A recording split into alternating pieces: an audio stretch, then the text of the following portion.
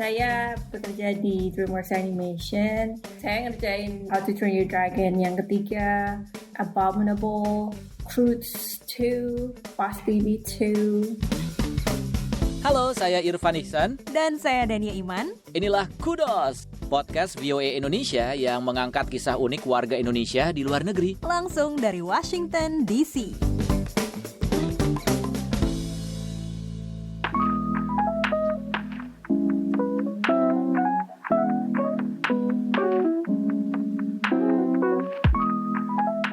Nah, bicara mengenai film-film Hollywood ya, Van ya, ini suka merhatiin ya di kredit title. Satu hal yang aku suka ngeliatin tuh adalah ini biasanya suka muncul nama-nama Indonesia gitu, yang nama-nama Indonesia lah yang kalau kita ngeliat namanya nama Indonesia gitu.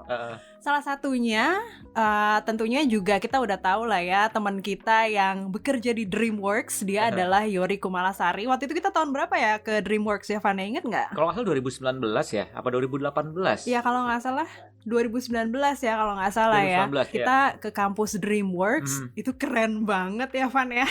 Parah, gila, kayak langsung. Jadi kita seperti gini sih, kita datang nih ya. Ke DreamWorks ini ada di bagian mananya LA berarti tuh, di atas ya kalau nggak salah ya. Glendale ya. Glendale. Jadi kita dari mulai masuk aja, ini kan gerbangnya tuh kayak udah akrab, udah familiar, kayak sering lihat di film-film gitu loh. Iya. Terus pas masuk, security-nya datengin gitu ya, kita yang ini bener kita masuk ke studio DreamWorks nih gitu. Terus kita masuk tuh bener-bener udah kayak masuk ke apa ya, kompleks villa, tempat berlibur gitu loh, kayak bukan kantor. Iya, itu keren banget ya. Setelah kita parkir, iya turun, terus disambut dengan suara gemercik air. Ternyata tuh ada kayak kolam ada dengan ikan koi loh, ingat nggak? Itu ada ikan koi. Ikan koi. Iya, terus begitu dengan apa, air mancur. Sampingnya ada tempat bermain pingpong gitu ya. Iya, itu masih ingat ya. Aduh, inget banget, kayak bukan kantor nih, yang ya ampun, tamannya juga yang bagus banget. Ini kantor nih gitu ya.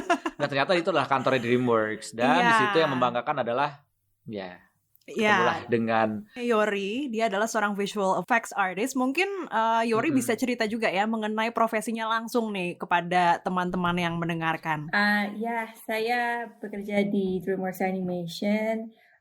My position, posisi saya itu effects artist atau seniman effect. Di sini saya sudah kerja sudah 3 tahun lebih di DreamWorks Animation. Wow.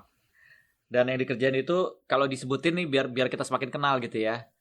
Film-filmnya itu adalah, saya ngerjain How to Train Your Dragon yang ketiga, Abominable, Croods 2, Boss Baby 2. Power Ranger juga ya ikutan ya?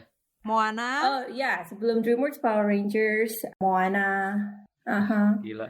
Hotel Artemis. Wah. Fast and Furious 8. Wah, gila. Gila.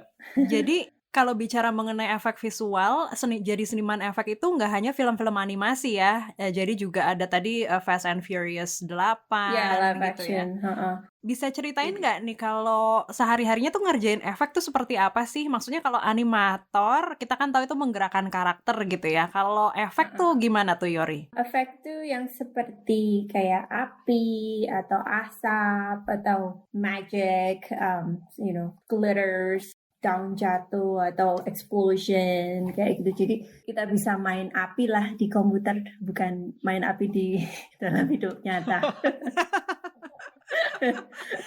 bisa ngancurin bangunan di komputer.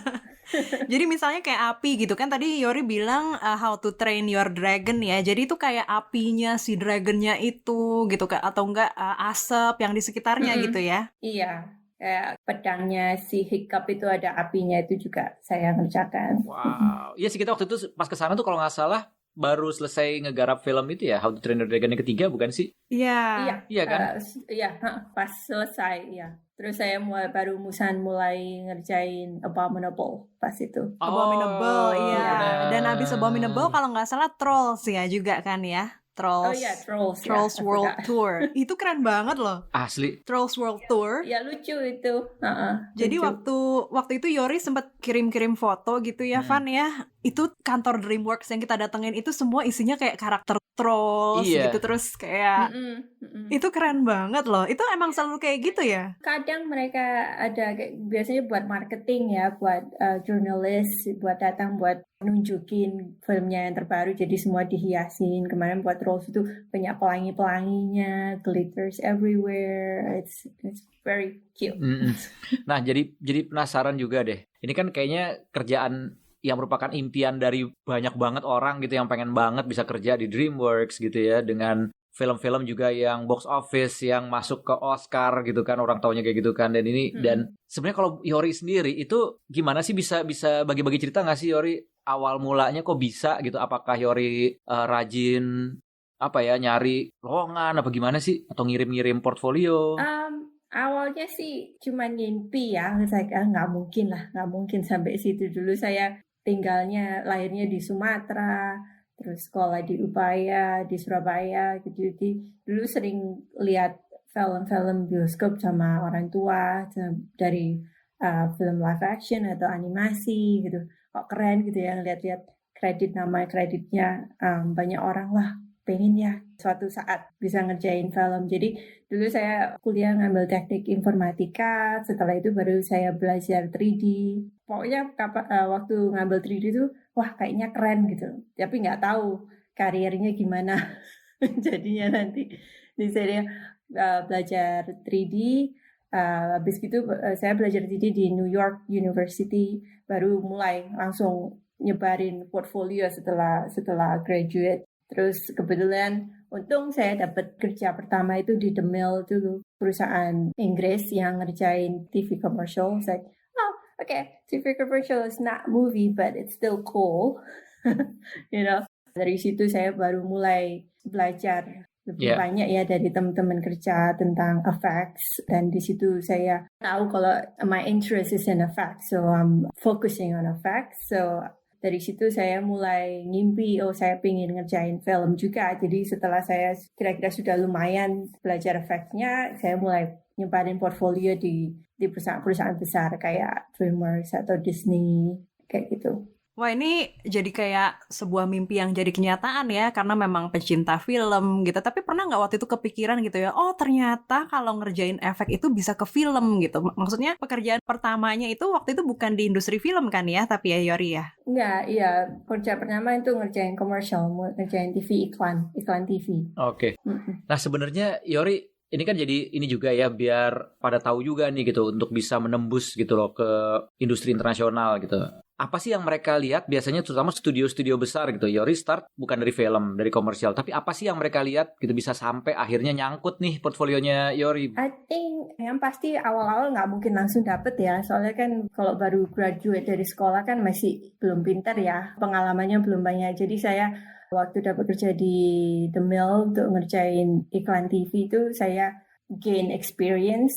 Jadi setelah berapa tahun, jadi saya lebih banyak pengalamannya, belajarnya gimana, cara mengerjakan efeknya, jadi lebih mengerti. Dari situ saya baru percaya diri untuk meng-apply di perusahaan yang lebih besar. Nah, beralih ke proyek yang terakhirnya Yori nih, Van. Nah, tadi kan Yori sempat mention mengenai Boss Baby Family Business ya, Yori ya.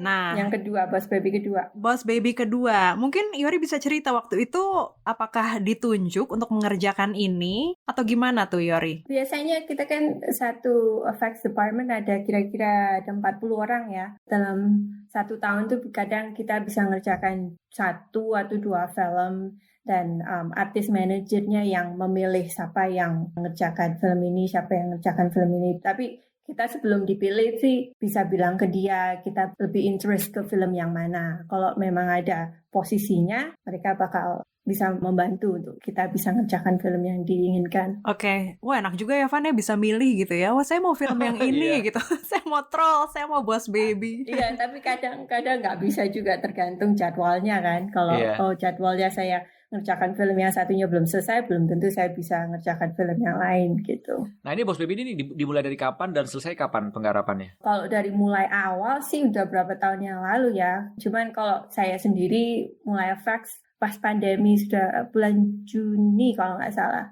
Bulan Juni sampai Januari. Oke. Jadi Yori ini mengerjakan, ada yang spesifiknya apa nih Yori? Udah bisa dikasih bocoran belum sih?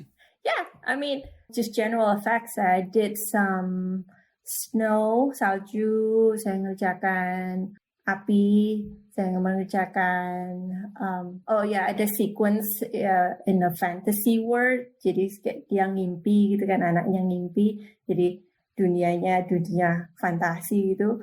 Saya mengerjakan I developed the look of the clouds around them, like for the whole sequence. So that was kind of cool.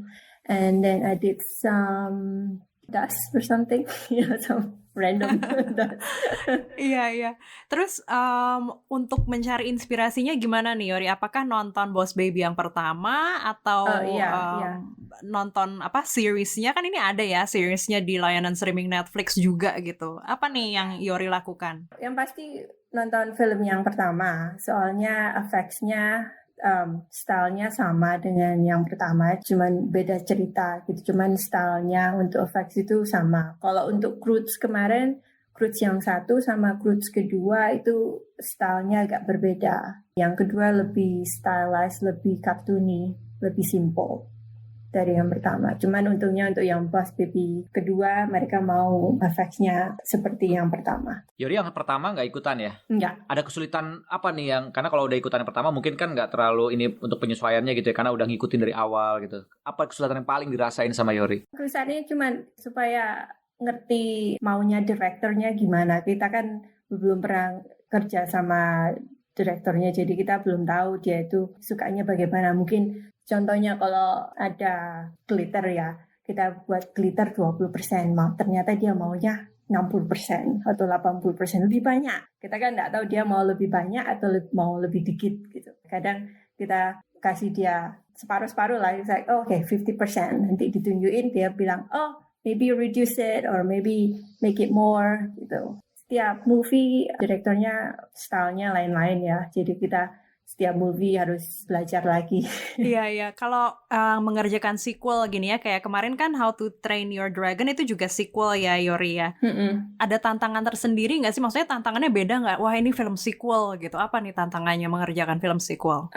Kalau mereka memang mau stylenya sama, jadi kita harus mengikuti film yang sebelumnya. Jadi dibuat sebagai referensi. Jadi we want to make it look better. Walaupun stylenya sama tapi lebih kelihatan lebih bagus, jadi jangan kelihatan lebih jelek kan. Nah kalau pengerjaan film saat ini apalagi yang menggunakan banyak efek atau animasi itu kan memang kayaknya dikerjainnya tersebar ya, bukan hanya di Amerika tapi ada yang di studio di Singapura, ada yang di New Zealand gitu ya. Berarti kan memang kerjanya secara remote. Nah, kalau kita lihat juga sekarang ini, terutama di pandemi, sekarang yang biasanya tidak bekerja secara remote aja, sudah bekerja secara remote. Artinya secara infrastruktur sekarang tuh kayak jauh lebih siap gitu sepertinya. Ya. Nah, ini dirasakan juga sama Yori nggak sih? Jadi lebih mudah atau sama aja karena memang sudah melakukan sebelumnya? Waktu pas pandemi kita ya kan kaget ya. Cuman kita memang tahu kalau DreamWorks itu sudah siap. Karena sebelum pandemi pun saya kadang bisa kerja dari rumah kalau saya mau. Jadi saya bisa login dari rumah untuk login ke komputernya di kantor. Jadi kita pandemi mulai kita sudah siap, walaupun memang perlu waktu ya supaya siap, cuman teknologinya sudah ada untuk DreamWorks, jadi lebih gampang. Walaupun tadi kan Yori juga bilang kan harus ada tektokannya juga ya pasti sama sutradaranya gitu. Itu ada kendala juga nggak di masalah itu? Ya, kalau pas meeting kita nunjukin shotnya kita. Biasanya kalau in person kan kita bisa lihat body language ya, like your expression. Kalau di Zoom atau di meeting, di video meeting, it's different. Sometimes everybody's on mute, like semua di mute, jadi kan nggak kedengeran reaksinya gimana, cuman lihat mukanya atau body language-nya cuma kan bisa lihat cuma sampai dari bahu sampai ke atas, jadi lain gitu loh, lihat ekspresinya itu, responnya untuk shotnya. Jadi sekarang film ini udah selesai, berarti lagi tinggal tahap apa nih? Boss Baby sekarang lagi di lighting, masih dikerjakan di lighting. I think tinggal berapa minggu lagi udah selesai. Seharusnya kan keluarnya bulan Maret ini, tapi dimundur sampai September karena pandemi. Oke, dan ini juga sepertinya terjadi dengan film-film lain ya Yori ya. Kalau kita melihat di masa pandemi ini pasti ada jadwal yang mundur begitu ya? Banyak. Semua film DreamWorks? Kemarin sih waktu pandemi Trolls keluar pas pandemi tapi hanya di video on demand. Terus rencananya kan ya ini Boss Baby keluar Maret, jadi semua karena Boss Baby dimundur September, film selanjutnya juga mundur. Film Bad Guys itu mundur 1 tahun lagi. Nah, bicara mundur ini, sekarang ini kan film-film ini beralih ya, yang tadinya dipersiapkan untuk film layar lebar dengan budget yang besar, dengan efek visual yang serba canggih gitu. Tapi sekarang beralih, sebagian besar yang kita tahu itu beralih juga ke peluncurannya secara streaming online atau on demand, video on demand. Nah, untuk Yori pribadi nih gitu yang mengerjakan efek itu kan gak gampang ya, susah banget gitu. Terus biasanya kan memang kita ngeliat kalau di bioskop tuh kayaknya ada kepuasan tersendiri karena juga yang wah megah gitu. Ada nggak sih rasa kayak gitu ada sedikit gimana ya, aduh gitu loh? Iya, ya pasti. Soalnya kan ya kerjanya kan sudah susah-susah tapi ngeliatinnya cuma di TV kecil gitu. Terus suaranya kan nggak keras ya. Kalau di bioskop kan lebih enak gitu. Kadang juga departemen yang untuk stereo kita kan nggak bisa lihat lewat 3D, kacamata 3D nggak bisa. Ya terus juga TV kan di rumah lain-lain ya. Color correctionnya kan beda-beda jadi what they want to look the real picture in the theater, it looks different on TV. So yeah, it's different. It's not as satisfying. Iya. Ya saya sih sayang sekali ya kelihatan di layar kecil gitu. Cuman kasihan juga untuk yang stereo department. Mereka kerja susah-susah tapi nggak ada yang lihat. Nggak bisa lihat 3D, kacamata 3D. Ya. Kangen loh kita tuh nonton di bioskop gitu ya, film-film ya. Kangen banget. Apalagi yang ngerjain. Iya, maksudnya ini juga dialami juga kan. Maksudnya di Indonesia kita melihat ya orang-orang Indonesia kan memang ke bioskop itu juga hiburan gitu. Karena memang udah menjadi seperti ritual lah ya, weekend ke bioskop nonton film baru gitu. Dan apalagi untuk nonton film di layanan streaming itu kayaknya ya kalau film seri udah biasa gitu ya. Tapi kalau misalkan film layar lebar, ditontonnya di layar kaca. Itu kayaknya beda gitu ya. Walaupun memang ya namanya juga pandemi ya. Kan biasanya kalau nonton kan rame-rame sama temen ya, jadi bisa lihat reaksinya mereka juga. Kalau ada komedi kan semua ketawa. Kalau di rumah kan nggak ada yang ketawa, cuma sendiri. Pakai sound effect aja. Gitu.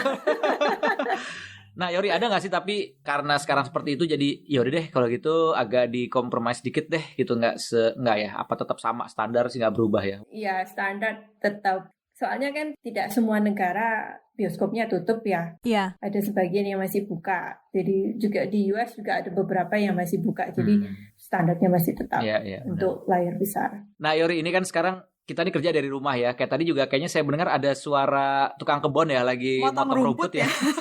Iya. Sorry. Lagi bersihin daun kering di depan rumah di sini. Itu emang yang terjadi juga sama, apalagi kita kerja di media gitu kan, yang benar. Akhirnya rekaman audio, video juga kayak sekarang ini kita di rumah gitu. Kalau di rumah kan ya udah terserah aja. Kalau dia punya anak kecil, ada yang nangis gitu ya. Nah, anakku juga kadang kan manggil-manggil teriak-teriak gitu, atau kadang tiba-tiba langsung di kamera kita aku lagi meeting, saya mami. atau anjingku jenggong-jenggong gitu. Iya. Ya. Atau juga kadang saya kan kerja mejanya sebelahan sama suami saya, jadi kalau dua-dua meeting ya suaranya gantian. Itu kalau dua-duanya meeting itu berarti kalau ada rahasia proyek film di satu kantor itu kedengeran di proyek di kantor sebelah. Ya. Karena kalau nggak salah suaminya Yori juga di industri film ya? Iya, dia kerja sebagai animator di Disney Animation. Wow, ini habis ngerjain Raya kemarin. Ikut ngerjain Raya ya. Ini gila gak sih? Bener-bener suami istri, yang satu di Disney Animation, yang satu di DreamWorks. Wah. Dua-duanya ada proyek rahasia juga dong kadang gitu ya. Oh ya. Ini kadang-kadang saling saling bertukar, hey di kantorku lagi ini loh. Oh ya, for sure. Mau gimana ya namanya suami istri? Iya, kemarin DreamWorks kan suka ngirim box, like a gift, like kemarin pas Halloween dikirimin Halloween box, but Disney nggak ngirim apa-apa. Saya lihat nih DreamWorks ngirim ini. Yori, boleh lihat nggak sih kalau DreamWorks tuh ngirim apa sih biasanya? Boleh ngelihat nggak, ada nggak? Kemarin dikirimin ini Trolls World Tour record. Ya ampun, itu piringan hitam. Ya, Wow. record Vinyl. limited edition. And, Ya ampun, itu isinya adalah lagu-lagu soundtrack dari ya, film-film DreamWorks. Trolls World Tour. Wah, ya. itu keren Ya banget. ampun, dan itu bungkusnya covernya gila keren dan lucu banget, parah. Ya. Trolls World Tour. Wow. Di filmnya ada ini. Oh. Salah satu shotnya mereka ada. Oh, iya iya Gambarnya iya. sama, iya. Oke, ini kalau yang lagi dengerin kita kan nggak ngeliat ya. Iya. Kalau yang lagi dengerin, jadi ini pokoknya dikasih piringan hitam ini dengan cover yang Itu sebenarnya keren ada banget. muncul di filmnya. Nah ini sekarang kebayang nggak? Yori dapet nih beneran dibentuk fisiknya. Terus dikirimin kaos Trolls Wow. sama Croods. Kalau Wow. filmnya udah selesai dikirimin hadiah gitu. Terus kemarin ini Croods bukunya. Aku nonton loh itu, terus aku cerita juga ke keluarga gitu ya. Itu ada ini loh orang Indonesia yang bikin. Oh iya, wah gila, itu keren banget Iya loh. bangga banget kita. Tapi pernah ketemu sama voice actors-nya gitu nggak, Yori? Pernah datang nggak mereka ke DreamWorks? Jarang ya. Ya ke kampus cuman sembunyi-sembunyi, secret. Soalnya kalau semua tahu kan semua pada Ngerumunin. gerombol. Iya ya. Nah ini yang dibilang kampus ini sebenarnya adalah itu tadi ya, benar-benar kantor, studio, semua di situ ya. Iya, jadi Ya. istilahnya nggak berasa kayak kalau datang ke situ tuh kayaknya asri gitu ya. Waktu itu kita ngelihatnya ya, nggak apa namanya seperti ke daerah lain gitu, kayak beneran kampus gitu ya, kayak lingkungan yang beda, bukan kayak lingkungan gedung kantor bertingkat gitu ya. Aku juga kalau kantornya di situ seperti itu gitu ya, gedung kantornya aku juga kangen sih pasti Iya, datang. aku juga kangen, udah setahun. Aku juga pasti kangen pengen datang ke kantor sih sering-sering tuh. Kayak seru karena nggak berasa ngantor, orang itu taman, kolam, ada olahraga, kafetarianya juga kan apa kayak food court Ada makan gitu tapi gratis ya, Yor? gratis juga. Ya iyalah, aku juga bener kangen, aku pengen datang ke kantor setiap hari jadi kalau kayak gitu sih. Kalau perlu kita berkunjung ke Yori tiap hari juga boleh ya. Iya. Iya, kalau di rumah saya bingung buat sarapan sendiri, buat makan siang sendiri. Kalau di kantor kan tinggal ngambil. Oh iya bener Wah. juga ya. Bener juga.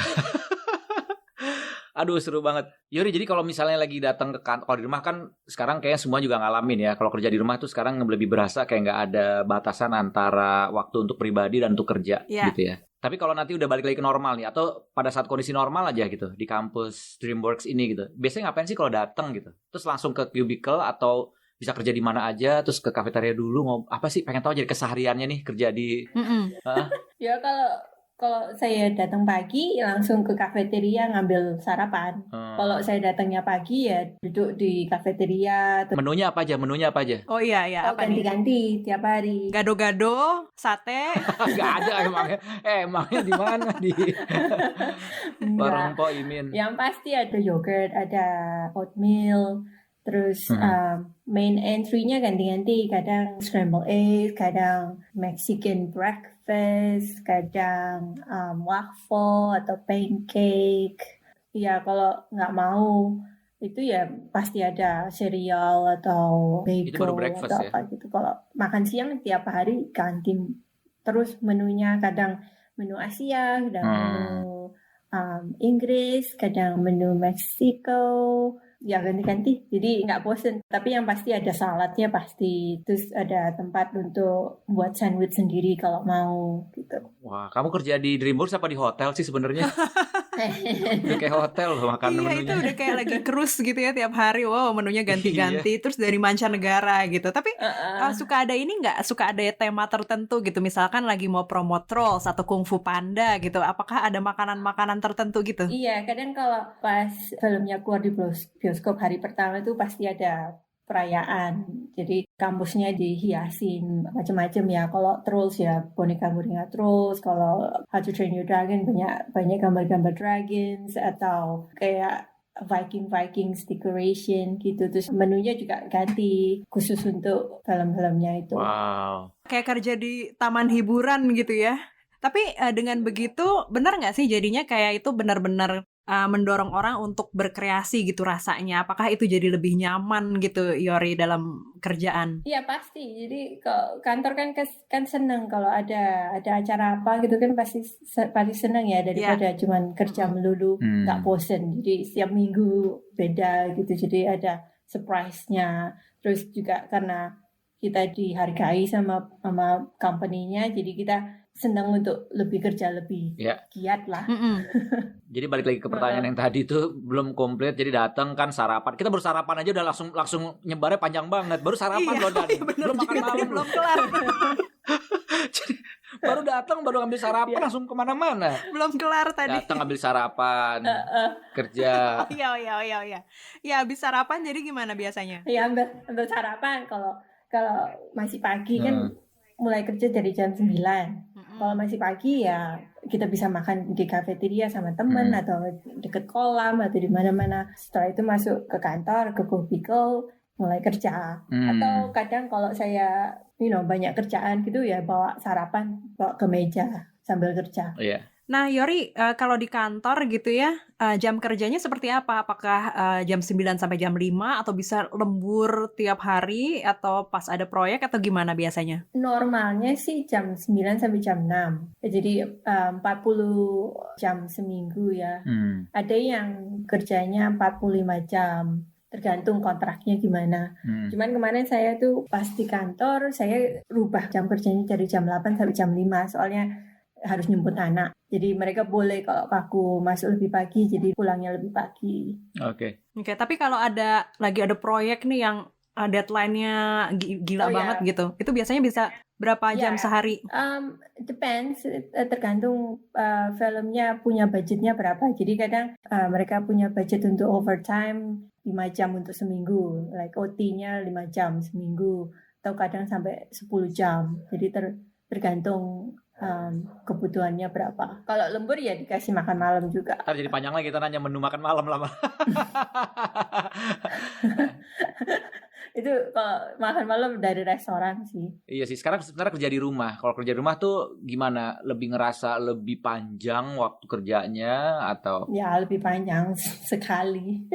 Lebih panjang ya? Karena saya sama suami kan dua-dua full time. Terus kita punya anak umur 3,5 tahun yang belum bisa mandiri kan. Jadi kalau mau mainan atau mau belajar atau apa aja kan harus didampingi. Jadi kita kalau siang gini gantian.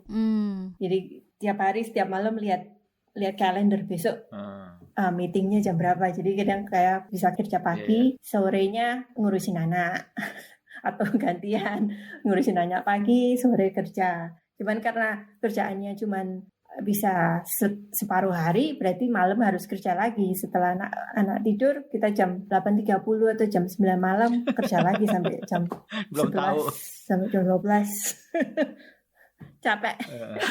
Nah ini ngomong-ngomong anak, waktu melihat hasil karya Yori gitu ya ada di TV, itu gimana tuh? Kayak wow mami gitu. Gimana? Kan belum bisa baca, jadi nggak bisa baca.